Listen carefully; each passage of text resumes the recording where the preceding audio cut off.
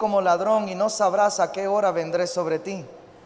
Pero tienes unas pocas personas en Sardis que no han manchado sus vestiduras y andarán conmigo en vestiduras blancas porque son dignas.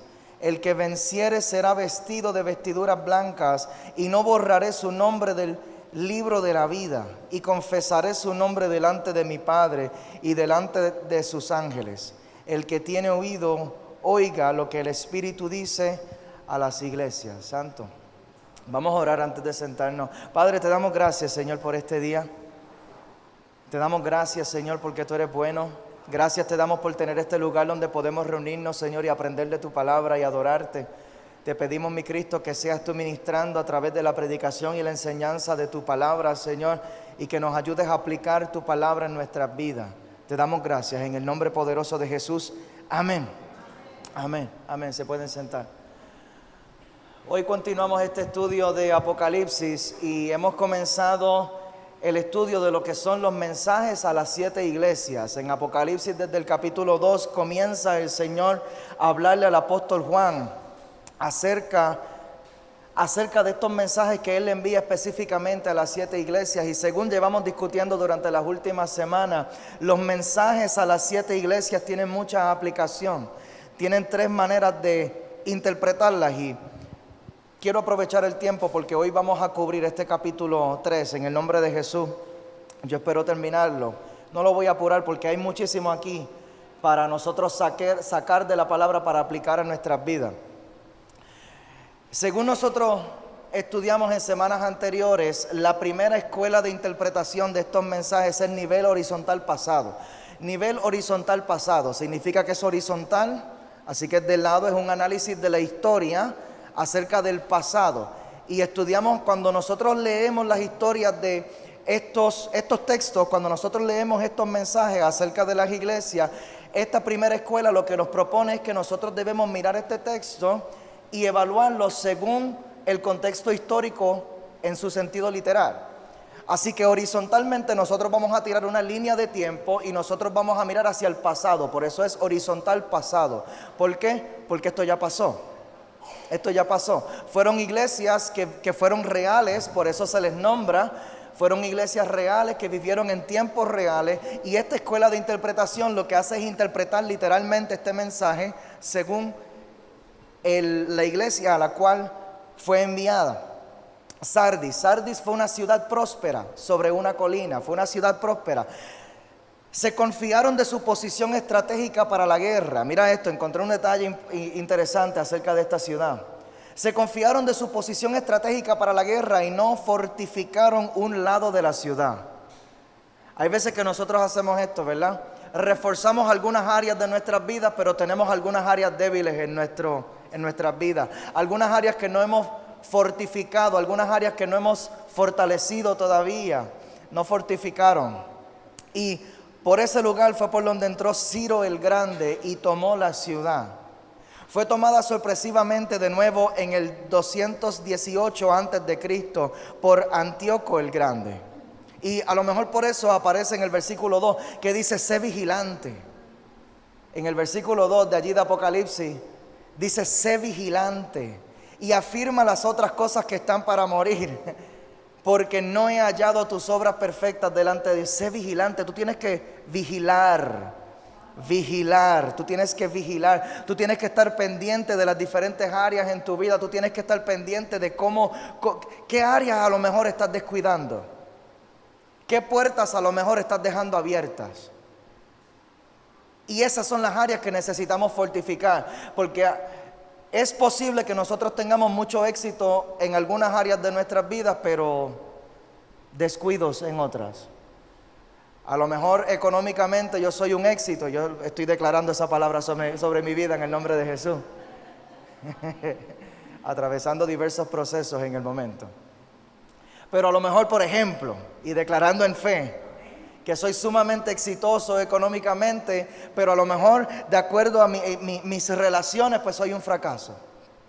Pues son áreas que yo necesito reforzar, o a lo mejor es al revés. A lo mejor respecto a mis relaciones o socialmente soy un éxito total y soy muy bueno, soy lo que el americano llama un people person.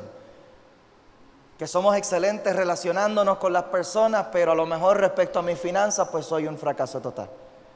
Y así por el estilo lo podemos aplicar en diferentes áreas de nuestras vidas. ¿Cuál área de tu vida necesitas fortificar?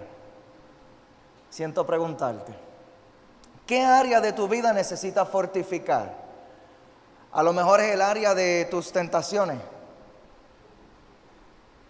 que necesitamos fortalecer un poquito porque a lo mejor estamos cayendo un poquito. Por ahí tenemos un amén rotundo, ¿verdad, Coco? A lo mejor es en área de nuestra espiritualidad, a lo mejor nuestra vida de oración, a lo mejor nuestra vida de lo que es el estudio de la palabra, nuestra dieta espiritual. En cuanto a mi consumo de palabra de Dios, ¿cuánta Biblia estamos leyendo semanalmente? Podría ser una buena pregunta. Porque aquello que nosotros metemos en nuestro cuerpo, eso es lo que nosotros nos convertimos. Porque algo vamos a recibir. O recibimos la palabra de Dios o recibimos la palabra de otro. Y la fe, dice la palabra, que viene por él. Oír. Entonces, ¿a qué le estamos prestando el oído? Te felicito, dile a la persona que está al lado tuyo, te felicito. Te felicito por estar aquí hoy. Te felicito por estar aquí hoy porque esto que tú estás haciendo ahora mismo, estás recibiendo palabra que viene por el oír y esto está produciendo fe.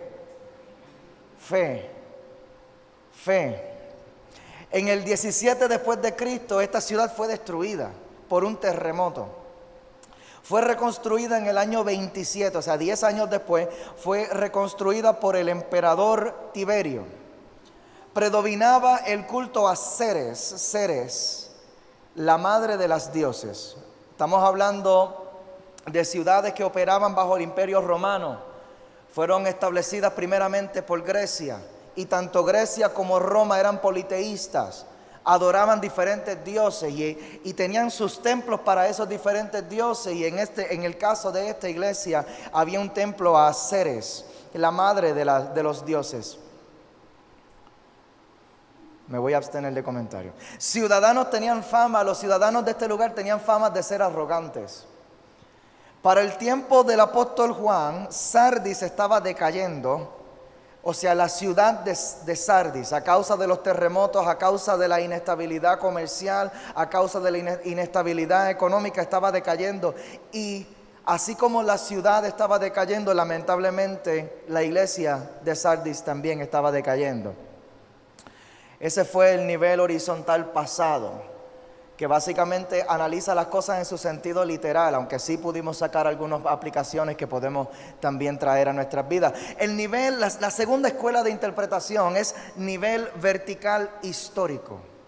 Nivel vertical histórico. Esta escuela de interpretación lo que propone es que cada iglesia, dentro de los 7 mensajes a las 7 iglesias, cada iglesia representa una generación o una época en la iglesia de Jesucristo.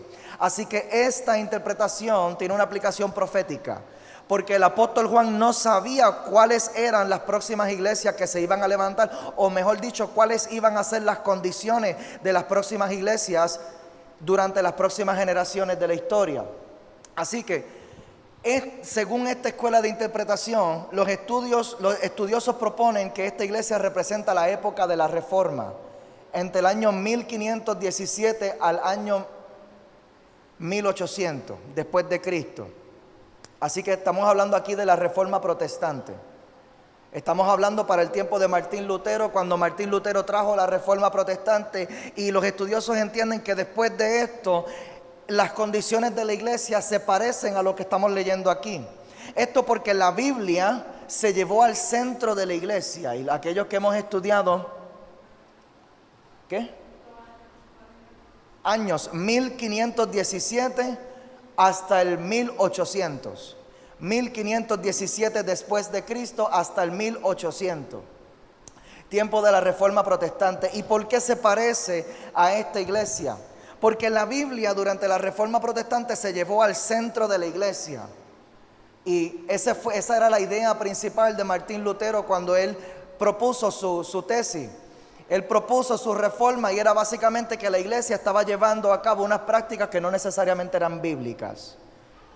Y cuando surge entonces la reforma protestante, viene la Biblia a formar el lugar central, el lugar protagónico de la iglesia. Pero la contraparte de la reforma, o sea, en un lado estaba la Biblia y en el otro lado estaba la salvación solo por fe. Eso era parte también de la reforma. La Biblia como el fundamento de todas las prácticas religiosas, y por el otro lado, él proponía, que obviamente es bíblico, que la salvación es solo por fe y no por obras, que ese era el error en el que había caído la iglesia romana, ¿verdad? La iglesia católica romana apostólica. Básicamente lo que proponía es que hacía falta obras de parte mía para colaborar con Dios en su trabajo para salvarme y para perdonarme. O sea que la obra de Cristo en la cruz no era suficiente, sino que también yo tengo que hacer algunas obras para ganarme el perdón y para ganarme la salvación. Y por eso entonces estaban cobrando por el perdón.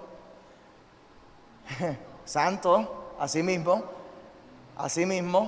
Por eso todo este concepto de los sacrificios, de lo que son las obras sacrificadas, lo que es caminar largas distancias en sacrificio al Señor Jesús, lo que es caminar, subir las escaleras de la catedral arrodillados, todas estas cosas, ¿verdad? Que son obras. La idea es que estas obras yo las hago para tratar de también ganarme mi salvación o ganarme el perdón de mis pecados.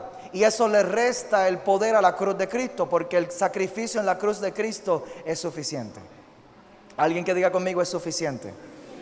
Es suficiente. Y en lo que nosotros encontramos en la carta a los romanos, el apóstol Pablo es bien claro en sus declaraciones allí, que la salvación y la justificación no es por obras, sino por fe. Yo recibo el perdón por fe, no lo recibo porque yo me lo gane. No lo recibo porque yo soy bueno o porque yo me sacrifico tanto que yo me estoy ganando este lugar en el cielo. Jamás podremos ganarnos el lugar en el cielo por nuestras buenas obras. Amén. Así que representa entonces este tiempo. ¿Por qué? Porque la gente se había confiado tanto de la salvación por la fe, que esto impulsó una teología, una fe superficial, sin frutos y sin prueba. Una fe superficial, sin frutos y sin prueba. Así que, ¿cómo tú sabías que una persona era cristiana? A lo mejor porque la veías el domingo en el culto. Pero si la veías un martes a las 11 de la mañana en su lugar de trabajo, jamás te hubieras imaginado que era cristiana. Cualquier semejanza a la iglesia de hoy es pura coincidencia. ¿Sabes que es cristiano? Porque te pone 2 o 3 versículos bíblicos en Facebook. Pero si lo buscas un jueves a las 8 de la noche, a ver qué hace y dónde está, adiós. Tú no eras. No voy a decir más nada. Nivel horizontal continuo es la tercera escuela. La tercera escuela de interpretación. Nivel horizontal continuo, y básicamente esta tercera escuela de interpretación lo que hace es precisamente extraer de las enseñanzas de lo que encontramos en estas iglesias que recibieron estos mensajes del Señor y traerlas al 2019 a la iglesia de hoy, traerlas al Centro Cristiano Alcanza, hoy jueves 2 de mayo, amén. Así que Sardis lo que significa es los que escaparon, Es posible que nos hayamos escapado de la verdadera esencia de esta doctrina. Es posible que nos hayamos escapado del camino del Señor. Dice en el versículo 1: yo conozco tus obras, que tienes nombre de que vives y estás muerto. La iglesia de Sardis, como la ciudad, estaba viviendo de las glorias pasadas. ¿Estaremos viviendo de las glorias pasadas? Yo he escuchado gente que cuando me los encuentro, de lo único que me hablan es de las vigilias de antes. Me hablan de esa pasión por Cristo de antes.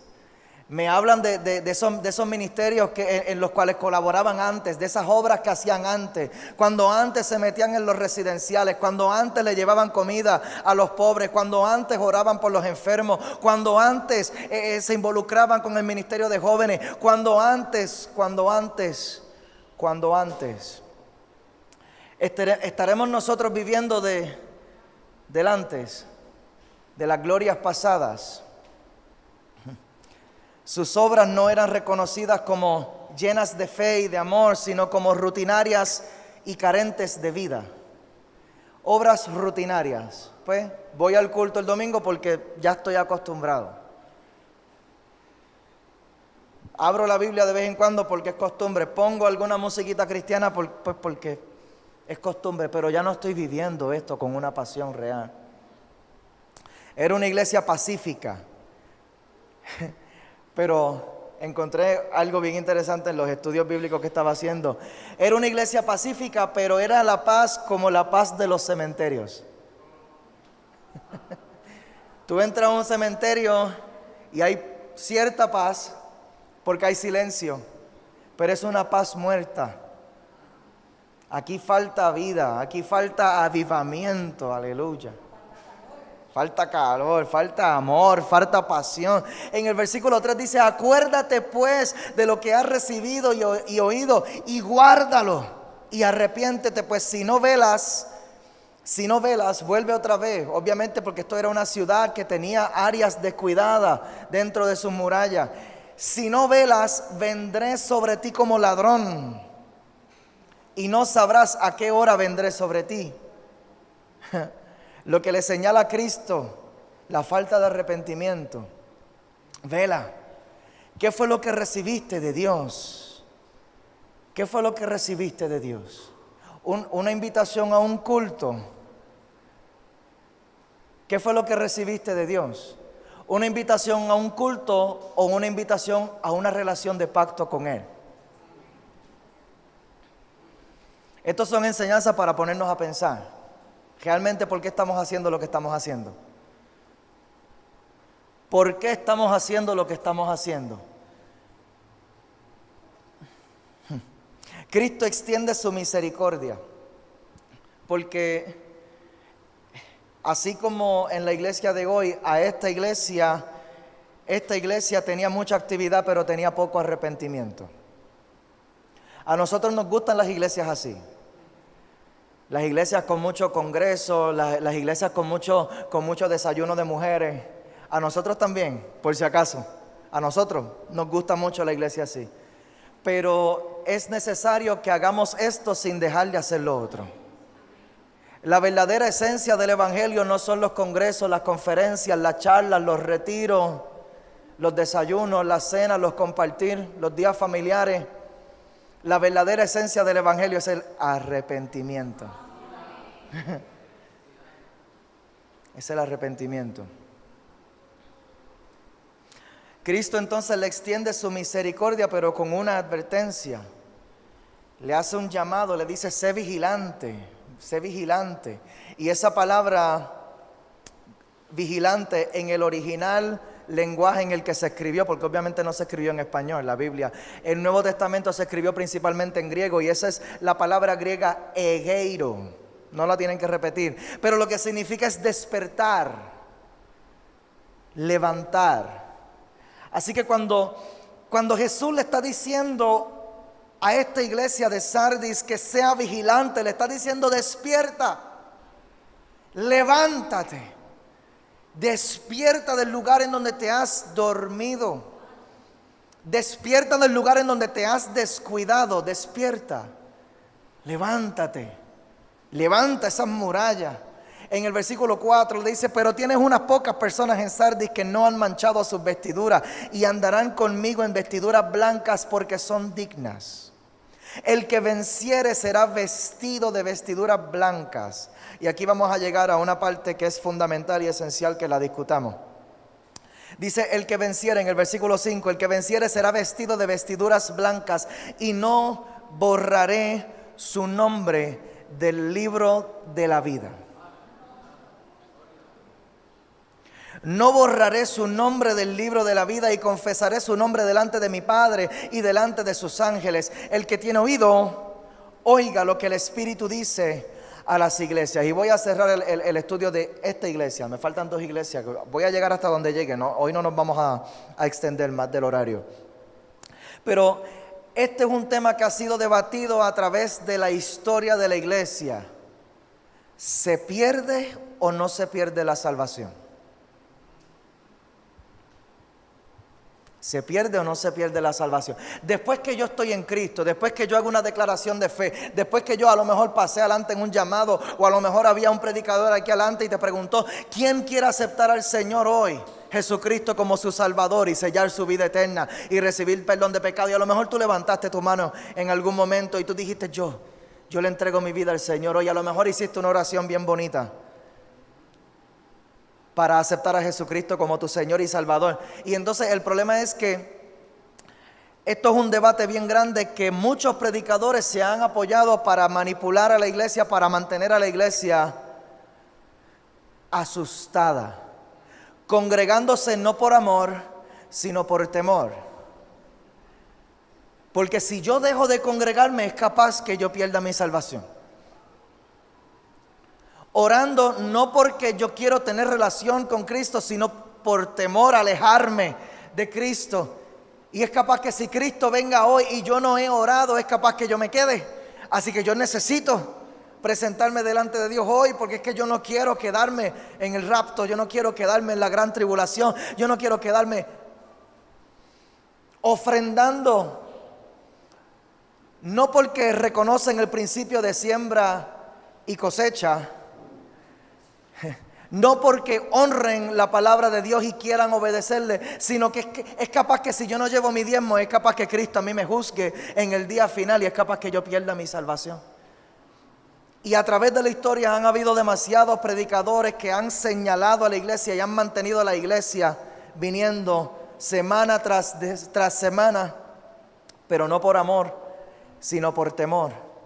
Y a mí me duele mucho ver tanta gente apartada hoy, que cuando yo me los encuentro digo, pero ¿qué pasó? Y de lo que me dicen es que nunca conocieron realmente el amor de Dios. Se congregaban porque su familia le decía que se tenía que congregar y les decían, tienes que congregarte porque es capaz que venga el Señor hoy y si no te encuentra en la iglesia te vas a perder. Y se formó en ellos una fe llena de miedo. Así que el debate se ha levantado, un debate inmenso, y algunas personas dicen que esto es un debate entre los pentecostales contra los bautistas, pero yo no creo, porque yo he conocido también pentecostales que creen en la doctrina de la gracia y he encontrado también bautistas que están bien preparados para condenar a las personas. Así que es un asunto de perspectiva, es un asunto de entendimiento. Vamos a ir a la palabra para discutir esto. Vamos a defender los 2 puntos. Yo te los voy a presentar los 2 puntos y al final tú vas a tomar una decisión respecto a tu postura en esto. Vamos a hablar primero acerca de seguridad de salvación. Seguridad de salvación. Esta doctrina muchos le llaman salvo siempre salvo. Personas que así mismo lo defienden. No, es que una vez tú eres salvo, eres siempre salvo. Salvo, siempre salvo. Seguridad de salvación. Romanos capítulo 8, versículo 1. Romanos capítulo 8, versículo 1.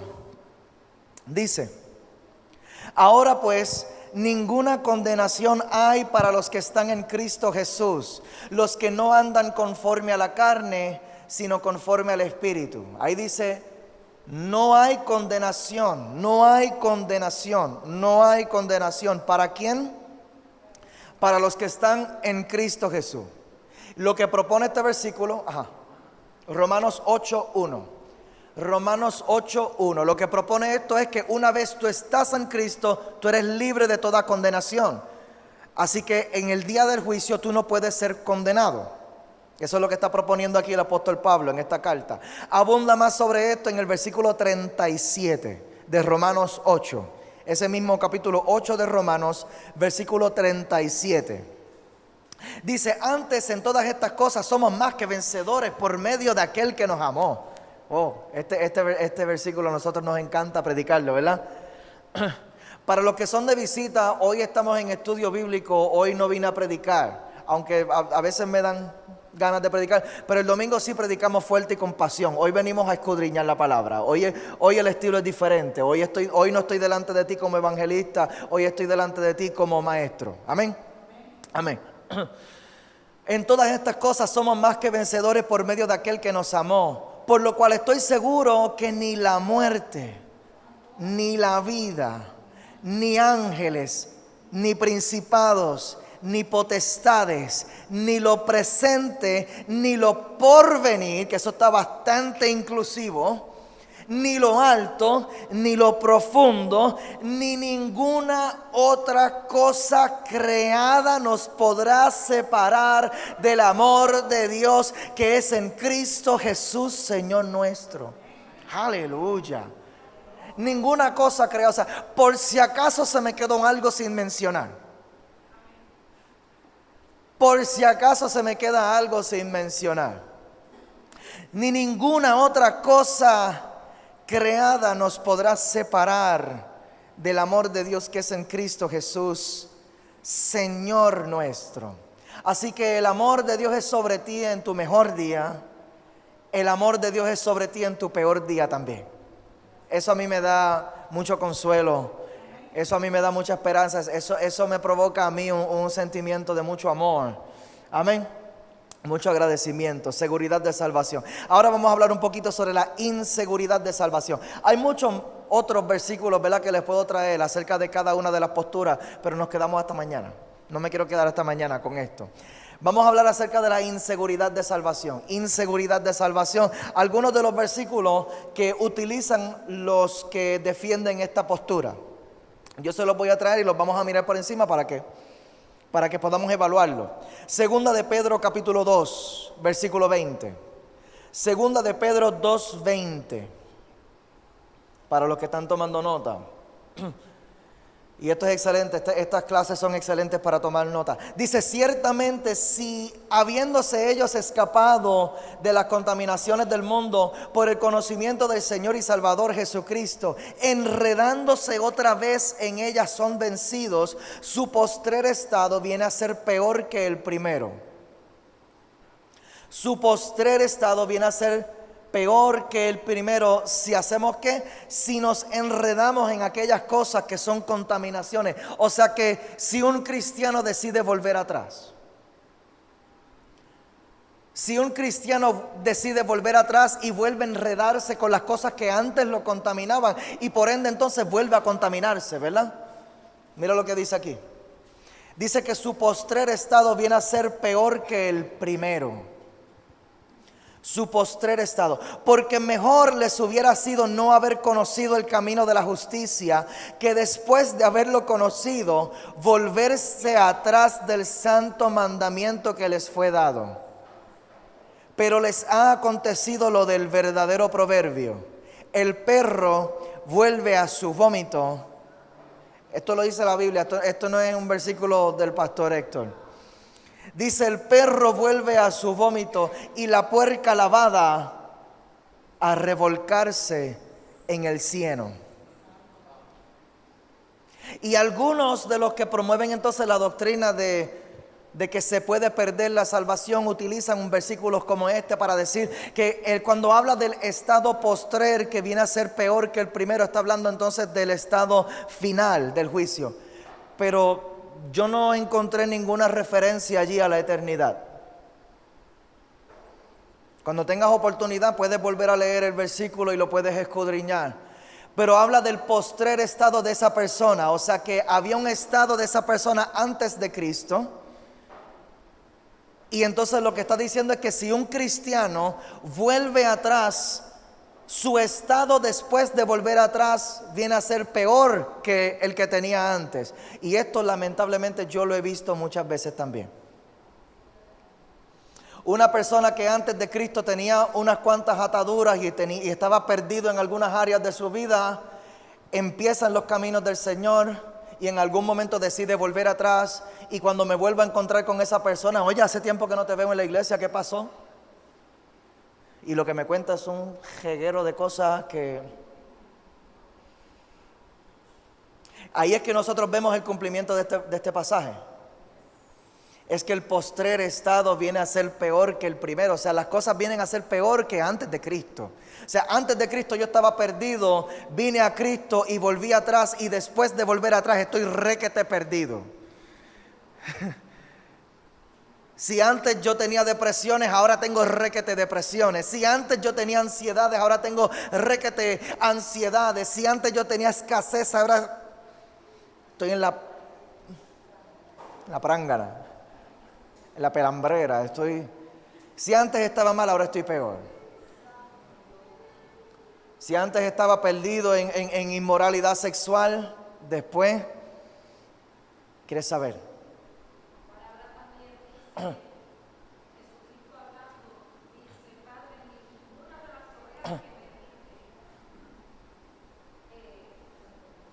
Se perdieron. Ajá. Amén. Amén.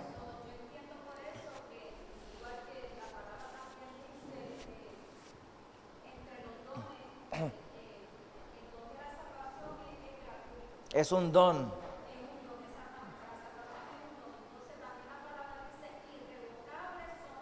Ajá. Amén. Amén. Ajá. Amén. Muy bien.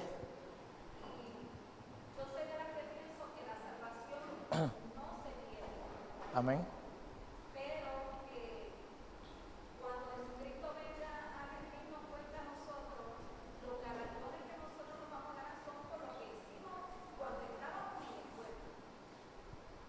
Eso sí, hay un juicio definitivamente. Vamos a llegar a eso definitivamente. La salvación se describe en la Biblia como un don, y la palabra don en el original griego lo que significa es un regalo dado por gracia. Regalo dado por gracia, así que es algo que yo no me gané. Es algo que yo no trabajé para eso. Amén, y los dones son irrevocables definitivamente. Definitivamente. Este versículo de lo que habla más bien es de una condición terrenal. Significa que si me fue mal antes de Cristo, aquí en la tierra, después de volver atrás, me va peor. Judas capítulo 1, versículo 3. Judas 1:3. Para traer un par de versículos más que utilizan para defender esta postura. Judas 1:3 dice: amados, por la gran solicitud que tenía de escribirles acerca de nuestra común salvación, me ha sido necesario escribirles exhortándoles que contiendan ardientemente por la fe que ha sido una vez dada a los santos. Que contiendan ardientemente por la fe que ha sido una vez dada a los santos. Y esto, los que proponen esta doctrina, ¿verdad? Lo que dicen es que la salvación es algo que uno tiene que estar defendiendo todo el tiempo, que uno tiene que estar guardando y protegiendo todo el tiempo. Dice: porque algunos hombres han entrado encubiertamente, los que desde antes habían sido destinados para la condenación. Y yo creo que este versículo es clave. O sea que dice: algunos hombres han entrado encubiertamente, los que desde antes habían sido destinados para esta condenación. Hombres impíos que convierten en libertinaje la gracia de nuestro Dios. ¿Dónde se metieron encubiertamente? Se metieron en la iglesia. Así que yo sí te puedo decir que los que estamos en Cristo no tenemos condenación. Lo que no te puedo garantizar es que todos los que están en la iglesia están en Cristo. Ese es el detalle. Los que están en Cristo no verán la condenación, pero no te puedo garantizar que todos los que están en la iglesia están en Cristo. Se metieron encubiertamente, santo. Convierten en libertinaje la gracia de nuestro Dios y niegan a Dios, el único soberano, y a nuestro Señor Jesucristo. A esto lo que está hablando es de una desviación doctrinal. O sea que es posible, lo que el apóstol Pablo les está diciendo a esto es: no te dejes desviar de la doctrina que te hemos enseñado.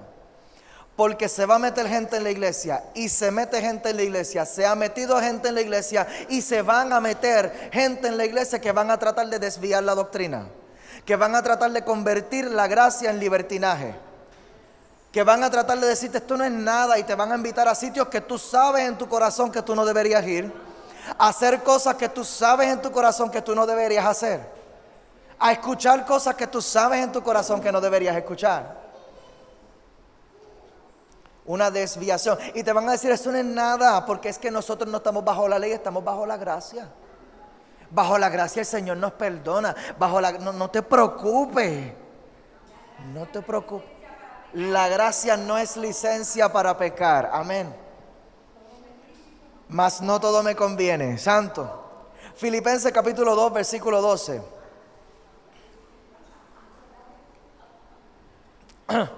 Filipenses 2:12 dice, por tanto, amados míos, como siempre habéis obedecido, no como en mi presencia solamente, sino mucho más ahora en mi ausencia, ocúpense de vuestra salvación con temor y temblor. Ocúpense. Ocuparla no es protegerla. Ocuparnos de nuestra salvación no significa que la tengamos que proteger porque se nos va a perder. Ocuparnos tiene que ver con atarearnos, tiene que ver con nosotros estar enfocados y estar caminando en una dirección. Significa que si tú tienes fe, que se note. Si tú crees en Jesús y en la salvación de Cristo, que se te note. Que se te note, santo. Voy a saltar al próximo porque no quiero detenerme demasiado aquí. Algunos dicen que Juan 15:5 dice, yo soy la vid y vosotros los pámpanos, el que permanece en mí, yo en él, este lleva mucho fruto. Alguien que diga conmigo fruto. Porque separados de mí nada podréis hacer. El que en mí no permanece será echado fuera como pámpano y se secará. Y por eso dicen que esto tiene que ver con perder la salvación. Pero el mensaje central, no podemos sacar esto fuera de contexto. El contexto es el fruto. Alguien diga conmigo el fruto. Está hablando de nuestros frutos. Está hablando de lo que nosotros podemos dar de acuerdo a lo que Dios ha puesto en nosotros. Fuera de Cristo nada podremos hacer definitivamente. El argumento de los que proponen que la salvación es segura es que aquellos que son echados al fuego fue porque nunca tuvieron una fe genuina. Y ahí es que está el detalle. Ahí es que está el detalle. No podemos menospreciar el hecho de que la salvación no es un pequeño asunto. La salvación no es un pequeño asunto. De hecho, la salvación es el asunto más grande. Porque todo lo demás que nosotros podemos venir a la iglesia por muchas razones. Y esto le pasó a Jesús muchas veces. De momento miles de personas, las multitudes que seguían a Jesús. Y en un momento dado Jesús tuvo que virarse hacia la multitud y decirle, ustedes están aquí por los panes y los peces.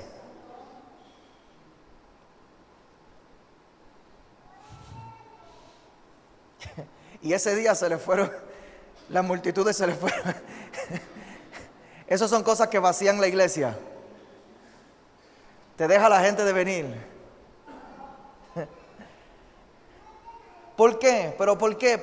Es que nosotros nos podemos enfocar tanto en las cosas. Pudimos venir a la iglesia por montones de razones. Yo tengo problemas en mi casa, yo tengo problemas con mi familia, yo tengo problemas con mis hijos, yo tengo problemas económicos, yo tengo problemas de salud, yo necesito un milagro. Gloria a Dios. Necesitamos gozo, necesitamos paz, necesitamos salud mental, necesitamos tantas cosas y por eso venimos a lo mejor. Y Cristo puede utilizar una necesidad para glorificarse y llegar a un pacto contigo que te selle para la eternidad. Pero no podemos menospreciar el hecho de que el asunto más importante no es la situación temporera o terrenal, es el asunto eterno.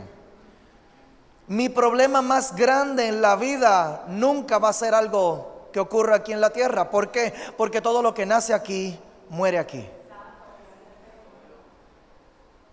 El problema de mi familia nació aquí, va a morir aquí.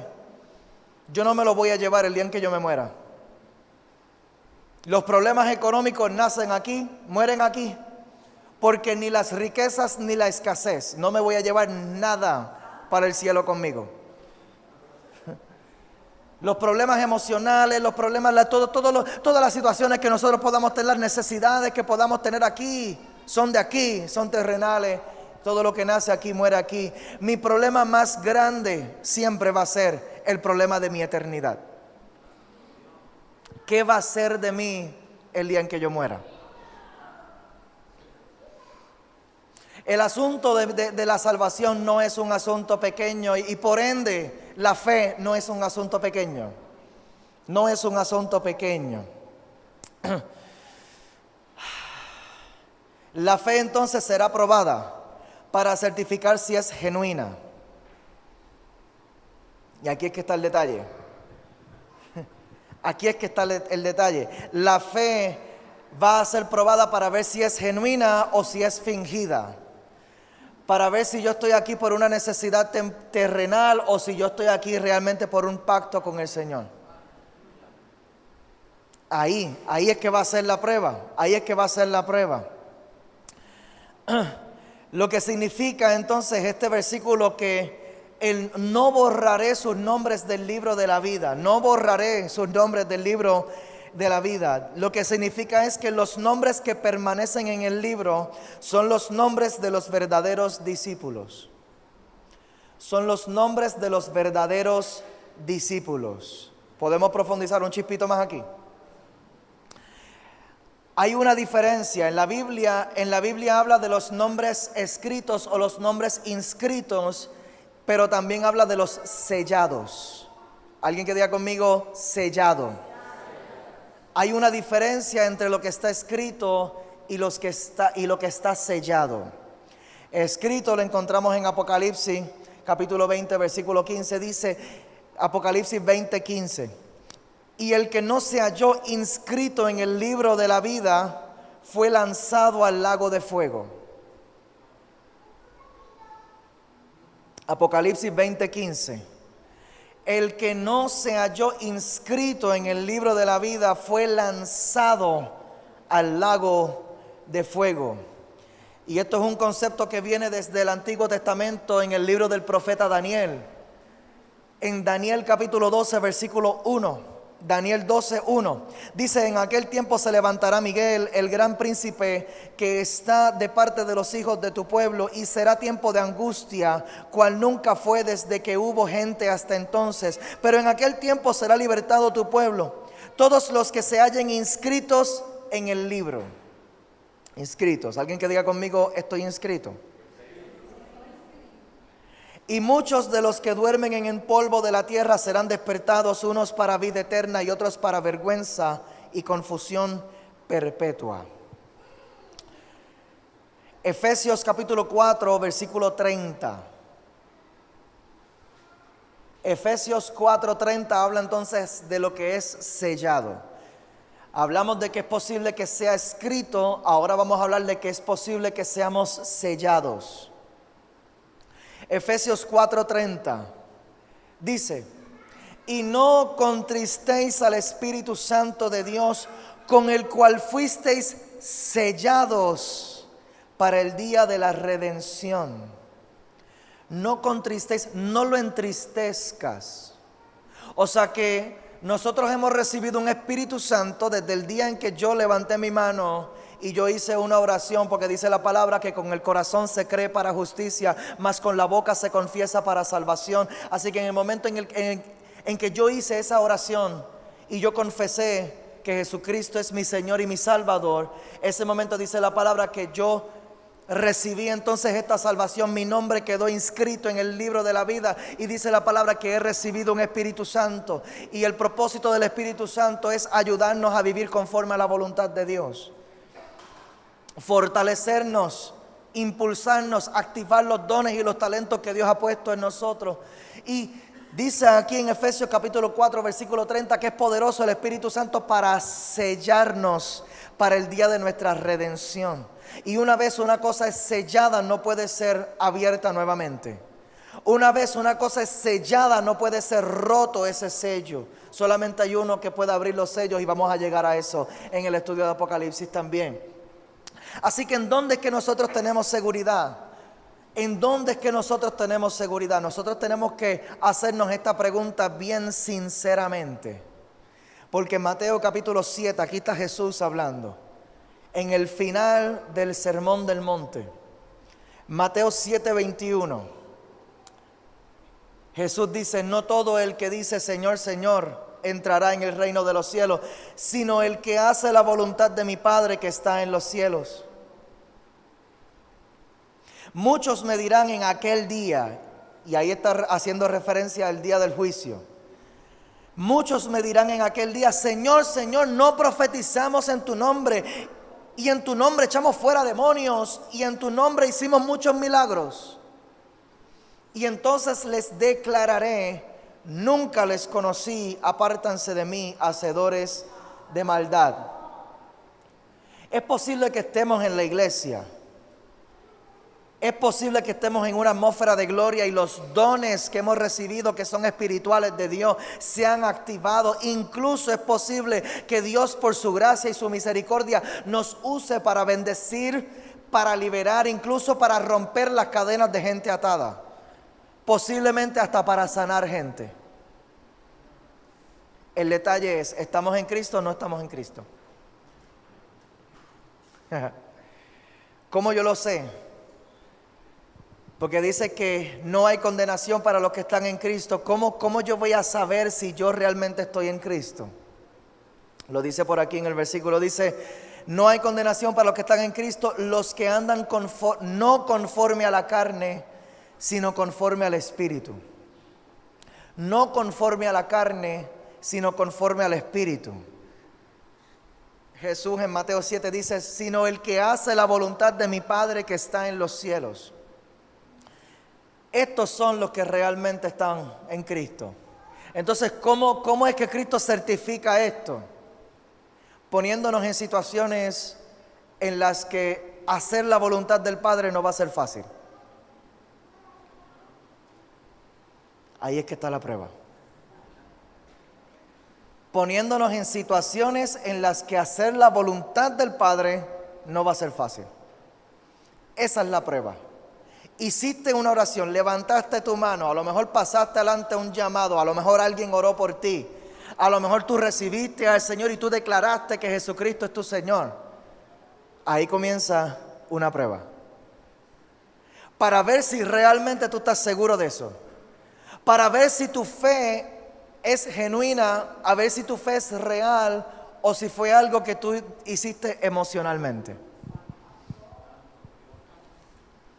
A lo mejor porque es que la presencia de Dios estaba allí, yo tenía ganas de llorar, yo me sentía tan conmovido con lo que estaba pasando y yo sentía que Dios me estaba llamando y pues yo hice la oración, yo la hice. Ahora la prueba es para ver si la oración que tú hiciste la hiciste con el corazón o la hiciste de la boca para afuera. Y cuando nosotros nos encontramos en tentaciones y tenemos que escoger entre la carne o el espíritu, ahí está la prueba. Para ver si realmente la oración que tú hiciste la hiciste con el corazón, con una fe real, o si la hiciste con las emociones. Cuando nos encontramos en una situación bien difícil, que nos encontramos en una encrucijada donde tenemos que tomar una decisión terrible, y yo tengo que escoger entre hacer lo que Dios quiere y dice en su palabra que yo haga, o yo hacer lo que yo creo que es correcto. Y en ese momento, ahí es la prueba. Para ver, tú sabes lo que esa prueba va a revelar. Va a revelar quién está en Cristo y quién no está en Cristo.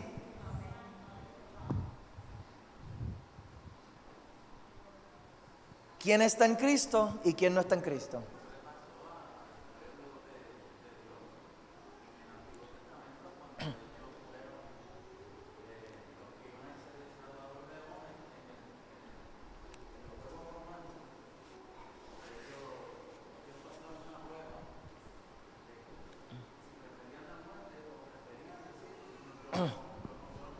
En la persecución.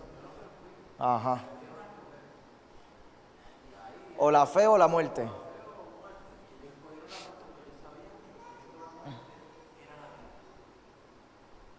Exacto. Pero no todos, ¿verdad? Escogieron ¿verdad? La muerte. Muchos negaron a Cristo durante la persecución, lamentablemente. Lamentablemente. Amén. Así que los dejo con eso. Pasamos a la próxima iglesia en el versículo 7 de Apocalipsis 3. En el versículo 7 de Apocalipsis 3 tenemos el mensaje a Filadelfia, la iglesia de Filadelfia. Apocalipsis capítulo 3. En el versículo 7 dice: escribe al ángel de la iglesia en Filadelfia. Esto dice el santo, el verdadero, el que tiene la llave de David, el que abre y ninguno cierra, y cierra y ninguno abre. Yo conozco tus obras, he aquí he puesto delante de ti una puerta abierta, la cual nadie puede cerrar, porque aunque tienes poca fuerza, has guardado mi palabra y no has negado mi nombre. He aquí yo entrego de la sinagoga de Satanás a los que se dicen ser judíos y no lo son, sino que mienten. He aquí yo haré que vengan y se postren a tus pies y reconozcan que yo te he amado. Por cuanto has guardado la palabra de mi paciencia, yo también te guardaré de la hora de la prueba que ha de venir sobre el mundo entero. Ay, este está brutal, este mensaje está brutal. Para probar a los que moran sobre la tierra. O sea que viene una prueba sobre el mundo entero para probar a los que moran sobre la tierra. He aquí en el versículo 11, yo vengo pronto. Gloria a Dios que Cristo viene. Dile a la persona que está al lado tuyo, dile: Cristo viene. Cristo viene. Cristo viene. Cristo viene. Cristo viene, aleluya. Cristo viene. He aquí yo vengo pronto. Retén lo que tienes para que ninguno tome tu corona. O sea, le estás reconociendo que lo que tienes es bueno. Aguántalo, reténlo, guárdalo para que nadie tome tu corona. Al que venciere yo le haré columna en el templo de mi Dios. Y nunca más saldrá de allí, y escribiré sobre él el nombre de mi Dios y el nombre de la ciudad de mi Dios, la nueva Jerusalén, la cual desciende del cielo de mi Dios, de mi nombre nuevo. El que tiene oído, oiga lo que el Espíritu dice a las iglesias. Aleluya. Así que esta iglesia está poderosa, el mensaje de esta iglesia está brutal. Esta es la única iglesia dentro de las 7 iglesias que recibieron mensaje. Esta es la única que Jesús no regaña. Esta es la única que Jesús no regaña. Jesús no le reconoce ninguna falta a esta iglesia. Y esta es la meta que nosotros nos debemos proponer. Yo quiero ser de esto. Yo quiero ser de Filadelfia. Yo quiero ser de este tipo de iglesia. Que Cristo cuando me mire, que no encuentre por dónde confrontarme. Todavía no estoy en ese punto, yo lo reconozco. Todavía esta semana el Señor bajó conmigo con un par de cosas que estoy haciendo que yo tengo que mejorar, y es parte del proceso en Dios, pero yo voy caminando hacia esto. ¿Cuántos dicen amén? Amén.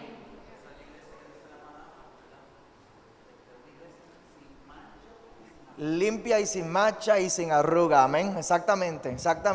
Así que vamos a hablar bajo el nivel horizontal pasado, o sea, vamos a hablar de esta iglesia histórica,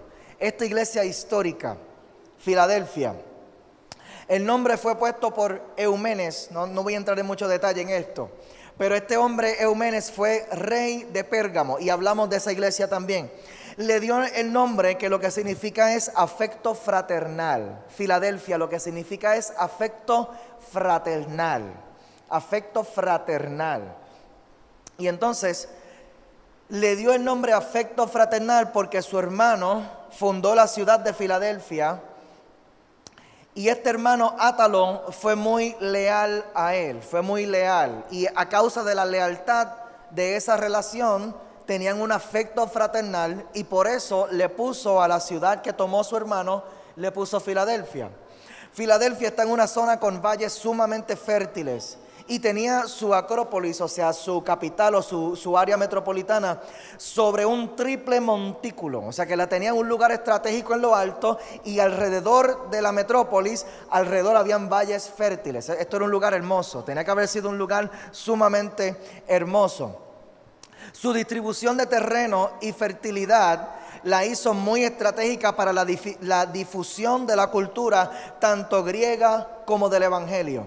Así que había mucha actividad pagana, obviamente, porque ahí estaba el imperio romano establecido y había mucha promulgación de toda la doctrina pagana y de los dioses y todo eso, pero también la iglesia cristiana aprovechó el lugar estratégico también para promulgar el evangelio. Así que predicaban, aprovechaban que había mucha gente que venía y se mudaban hasta allí porque había mucho comercio, y entonces les evangelizaban, les predicaban, los ganaban para Cristo. Era una iglesia que estaba activa en su llamado. Amén.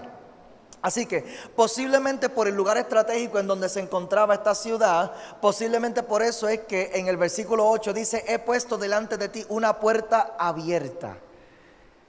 Yo vine a hablar con gente hoy que tienen puertas abiertas delante de ustedes. Hay gente que tienen puertas abiertas aquí de oportunidades, puertas abiertas de bendición, puertas abiertas del poder de Dios, puertas abiertas del crecimiento, puertas abiertas para la restauración, puertas abiertas. Alguien diga conmigo: puertas abiertas. Yo dije que no iba a predicar, pero es que me gusta predicar. He puesto delante de ti una puerta abierta, la cual nadie puede cerrar. Y esto es poderoso, porque la puerta que Dios abre nadie la cierra. Nadie la cierra. La ciudad fue destruida. Esta ciudad fue destruida en el año 17. Fue destruida por un terremoto, por el mismo terremoto que destruyó la iglesia anterior. Esta ciudad fue reconstruida por Tiberio también. Tenía varios templos a dioses, entre ellos al dios Dionisos o Dionisio. Lo conoceríamos ahora, ¿verdad?, en español como Dionisio. Este dios era conocido por los romanos como Baco. Baco, ¿habías escuchado de eso? Baco, el dios Baco, que es el dios del vino. El dios del vino. Así que en las fiestas dedicadas a este dios Baco, o a este dios Dionisio, como le conocían, obviamente, ¿qué era lo que había? Vino. Vino y más vino y más vino y más vino, y abundaban entonces las borracheras en esta fiesta. Había gran número de judíos en esta ciudad, por poco digo una mala palabra aquí. Había un gran número de judíos, son judíos, en esta ciudad. Como aparece aquí en el versículo 9, dice: he aquí yo entrego de la sinagoga de Satanás a los que se dicen ser judíos y no lo son, sino que mienten. He aquí yo haré que vengan y se postren a tus pies y reconozcan que yo te he amado. ¿Por qué se decían ser judíos pero realmente no lo eran? Porque estaban persiguiendo a los cristianos. Entonces es imposible que tú seas hijo de Dios persiguiendo a tus hermanos. Y les tenían una persecución que Cristo dijo: no, yo los voy a sacar, porque ellos dicen que tienen sinagogas judías, pero realmente son sinagogas de Satanás. ¿Por qué? Porque abunda el odio, la envidia allá adentro. La lealtad de Atalo a su hermano Eumenes es sobrepasada por la lealtad de esta iglesia a Cristo. Qué poderoso, ¿verdad? Por lo cual esta es la única de las 7 iglesias que no recibe reproche ni reclamo alguno de parte del Señor. Cuando el Señor evaluó esta iglesia, dijo: no, todo lo que están haciendo es bueno. Ustedes son gente fiel. Ustedes son gente fiel. En el versículo 11, por eso dice: he aquí yo vengo pronto, retén lo que tienes, para que ninguno tome tu corona. Que ninguno tome tu corona. Y esto era un símbolo que era bien fácil de entender por esta iglesia, porque en las fiestas paganas de la ciudad, los participantes usaban coronas hechas de laureles en honor a sus dioses. Así que ellos podían ver, cuando habían fiestas de adoración a otros dioses, ellos podían ver mucha gente con coronas de laureles alrededor de ellos. Y Cristo aquí les deja saber que tienen una mejor corona, la corona de hijos de Dios. Somos hijos del Rey, y aunque el mundo no reconozca su reino de paz y salvación, Cristo aquí nos recuerda que asimismo como los laureles de las coronas de este mundo desvanecerán, asimismo todo en este mundo. Pero nuestra corona no es de este mundo. Nuestra corona es de nuestro Dios y nuestro Dios es eterno. Y la corona que nosotros hemos recibido de nuestro Dios es eterna, igual que nuestro Rey. Así que es la corona de la salvación la que nosotros recibimos. ¿Cuántos dicen amén? Durante los años 111 al 112, todas las iglesias sufrieron muchísimo bajo la persecución, con excepción de Filadelfia. Mira qué cosa. Mira qué cosa. Eso podría ser la interpretación literal de lo que dice en el versículo 10. Dice, por cuanto has guardado la palabra de mi paciencia, yo también te guardaré de la hora de la prueba que ha de venir sobre el mundo entero, para probar a los que moran sobre la tierra. Así que, mirándolo literalmente, podríamos ver que en todo el mundo cristiano de esa época sufrió persecución, pero Jesús libró a esta iglesia por cuanto eran fieles. Por cuanto eran fieles. Esa es la interpretación literal. Vamos a ir a la interpretación simbólica ya dentro de poco. Cabe resaltar que la iglesia de Filadelfia sobrevivió esa persecución y sobrevivió las próximas persecuciones. Y todavía hoy esta ciudad existe y todavía hoy la iglesia en esa ciudad existe. Santo. Así que, nivel vertical histórico, vamos a ver cuál generación representa esta iglesia. Los sostenedores de esta escuela de interpretación proponen que Filadelfia representa la época de reavivamiento. Reavivamiento de los siglos XVIII hasta los inicios del siglo XX. Sabemos, ¿verdad?, cuando se levantó el movimiento pentecostal, que provocó un avivamiento poderoso desde el siglo XVIII para acá hasta principios del siglo XX, más o menos hasta mitad del siglo XX, en 1950, 1960, que se fue expandiendo entonces. Pero el reavivamiento de la iglesia que provocó la iglesia y el movimiento pentecostal trajo entonces una pasión por Cristo, que era una pasión genuina, era una pasión real. Ahí tuvimos la iglesia que volvió al primer amor, ahí tuvimos una iglesia apasionada que servía, que amaba a Cristo, que oraba, que hacía todo lo que hacía por amor a Dios, por amor a Dios.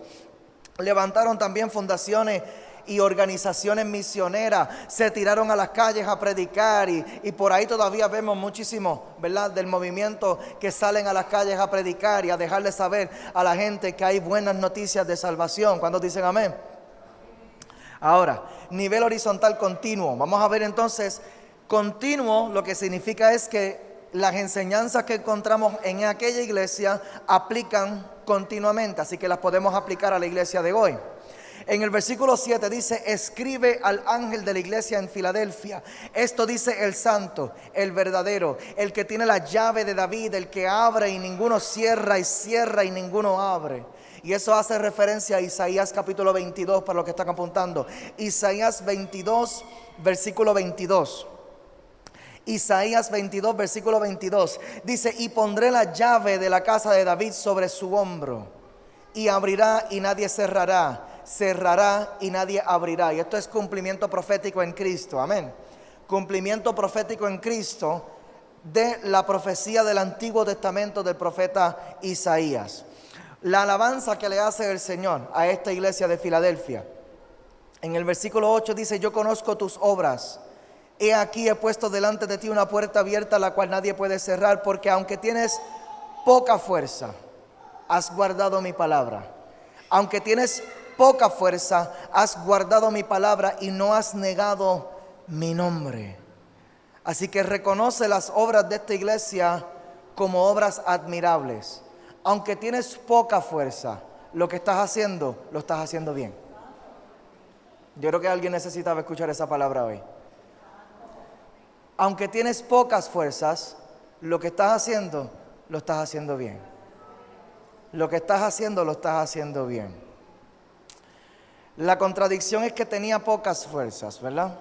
Dios nos deja claro aquí que el asunto no es la cantidad, sino la calidad de lo que hacemos. No es la cantidad, sino la calidad.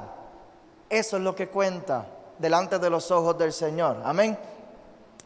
No es lo que haces, es lo que puedes hacer. No es si estás haciendo mucho o poco de acuerdo a lo que está haciendo fulano. Es de acuerdo a lo que tú puedes hacer. De acuerdo a lo que tú puedes hacer. ¿Estás haciendo lo que puedes hacer? Si estás haciendo lo que puedes hacer, dale un aplauso. allí, date una palmadita en la espalda. Si estás haciendo lo que puedes hacer, muy bien, muy bien. Ahora, si puedes estar haciendo más, pues. Más aún, hay que orar, ¿verdad? Más aún, Dios aclara que la mayor efectividad no la logramos por las fuerzas que podamos invertir en el esfuerzo, sino por la integridad que demostremos. No es por las fuerzas, sino por la integridad. Por eso le dice, has guardado mi palabra y no has negado mi nombre. En otras palabras, me has confesado con valentía. No has tenido temor de decir que eres cristiano. No has tenido temor de decir que eres creyente. No has tenido temor de decir en donde te pares, frente a quien te pares. No has tenido temor de decir, lo que pasa es que yo soy cristiano. Lo que pasa es que yo rijo mi vida no por las normas del mundo, sino por la palabra de Dios. Lo que pasa es que hay algunas cosas que yo no las hago. No porque me sean prohibidas, sino porque yo tengo un Cristo a quien yo quiero honrar. Yo tengo un Cristo que me ha salvado. Yo tengo un Cristo que me ha perdonado. Yo tengo un Cristo que ha dado todo por mí. ¿Y cómo yo voy a darle la espalda ahora? ¿Cómo yo lo voy a negar? No. Yo decido guardar su nombre en donde esté. Y le hace promesas. La primera promesa que le hace es que aquellos que te persiguen reconocerán que Dios te ama. Ahí está el principio, lo encontramos en el versículo 9. Lo leímos ahorita acerca de la sinagoga de Satanás. Dice, he aquí yo entrego de la sinagoga de Satanás a los que se dicen ser judíos y no lo son, sino que mienten. He aquí yo haré que vengan y se postren a tus pies y reconozcan que yo te he amado. Así que no trates de tomar la venganza en tus manos. No trates de tú mismo hacer la justicia por el asunto. Deja que Dios pelee por ti. Tú simplemente sigue caminando en integridad. Tú simplemente sigue caminando en fe. Sigue buscando de tu Dios. Sigue metiéndote en la palabra. Sigue obedeciendo en lo que Dios te pida que tú hagas. Y olvídate, déjale el resto del asunto al Señor. Amén. Este tipo de iglesia será guardada de la gran tribulación. Esa es la segunda promesa. Aplicándolo a la iglesia en el día de hoy. Este tipo de iglesia será guardada de la gran tribulación. En el versículo 10, como leímos ahorita con una aplicación histórica, ahora lo traemos a una aplicación continua. Dice, por cuanto has guardado la palabra de mi paciencia, yo también te guardaré de la hora de la prueba que ha de venir sobre el mundo entero. Yo también, por cuanto has guardado la palabra, yo también te guardaré de la prueba que viene contra el mundo entero. Cuando habla de sobre el mundo entero, aquí se ve el carácter profético de lo que encontramos en el texto. El carácter profético y escatológico del texto. Y la gran tribulación la encontramos en Mateo capítulo 24. No tengo tiempo para profundizar hoy. En próximas clases vamos a estar hablando acerca de la gran tribulación. Pero para los que están tomando nota, Mateo capítulo 24, desde el versículo 5, comienza hablando de lo que vendrá. Dice que se levantará nación contra nación, reino contra reino, habrá pestes, habrá hambres, terremotos en diferentes lugares. Todo esto será principio de dolores. Entonces entrarán en tribulación y describe la escena de la gran tribulación. Pero lo que está diciendo aquí es que este tipo de iglesia será guardada de la prueba que vendrá contra toda la tierra. Así que si tú quieres saber si tú vas a estar aquí durante la gran tribulación o no, busca este mensaje a esta iglesia de Filadelfia en Apocalipsis capítulo 3, desde el versículo 7 en adelante, para ver si tu vida se parece a esta iglesia. Porque si tu vida se parece a esta iglesia, nos vamos con Cristo. Nos vamos con Cristo. Nos vamos con Cristo. Alguien que diga, nos vamos con Cristo. Me voy con Cristo. Me voy con Cristo. Yo me voy con Cristo. Yo me voy con Cristo. Ay, santo Dios. La tercera promesa, este tipo de iglesia será usada para sostener el crecimiento de muchas otras iglesias. Este tipo de iglesia será usada para sostener el crecimiento de muchas otras iglesias. Eso lo encontramos en el versículo 12. Dice, al que venciere, yo le haré columna en el templo de mi Dios y nunca más saldrá de allí. Cuando hablamos de columnas en el templo, estamos hablando de columnas que sostienen los próximos niveles, que sostienen el crecimiento. Así que este es el tipo de iglesia que va a crecer a tal nivel de que va a apoyar y sostener el crecimiento de otras iglesias. Amén. Amén, y yo estoy creyendo también por esto, de que nosotros como iglesia vamos a sostener también otras iglesias, vamos a sostener obras misioneras. En algún momento vamos a enviar misioneros también a lugares remotos, a hacer obras, a levantar hogares para niños, escuelas para niños que no tienen acceso a la educación, comida a personas que están sufriendo de hambre. Y nosotros en el nombre de Jesús somos este tipo de iglesia. Amén. La cuarta promesa es, este tipo de iglesia tiene el sello de la protección de Dios. Este tipo de iglesia tiene el sello de la protección de Dios. La segunda parte de ese versículo 12 dice, y escribiré sobre él el nombre de mi Dios y el nombre de la ciudad de mi Dios, la nueva Jerusalén, la cual desciende del cielo de mi Dios, y mi nombre nuevo. Así que cuando hablamos de que tiene el nombre de su Dios, es que tú le perteneces a Dios. Entonces Dios protege lo suyo. Y aquí nosotros vemos la extensión de la protección de Dios. La extensión de la protección de Dios. Dice, tendrá el nombre de mi Dios y el nombre de la ciudad, la nueva Jerusalén. Así que esto está hablando de la vida eterna. O sea que la protección de Dios es sobre este tipo de iglesia para protegerla desde hoy hasta la eternidad. Desde hoy hasta la eternidad. Desde hoy hasta la eternidad. Vamos a dejarlo allí por hoy, porque me queda una iglesia más allí y no me va a dar tiempo de profundizar en ella y no quiero apurar el tema. Les voy a pedir que se pongan de pie.